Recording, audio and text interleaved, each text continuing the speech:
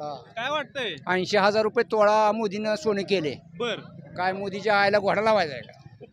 80,000 रुपये तोळा सोनं मोदीने केले. बर हा आणि आमच्या कांद्याला कांदा बंदी निर्यात पूर्ण केली बर आणि पेट्रोल 110-100 रुपये केलं. बर जगणं मुश्किल झालंय आम्हाला. बर काय करा ही ह्यांना रेशन फुकट दी ही दी ह्यामुळे ही केले शेतकऱ्याचं पूर्ण हाल केले. मग ह्यांना आणून काय करायचं? ह्या मोदीला आणून काय करायचं आहे? लोकांनी घ्यायचं आहे का मोदीला? बर फक्त काँग्रेस म्हणजे कोण?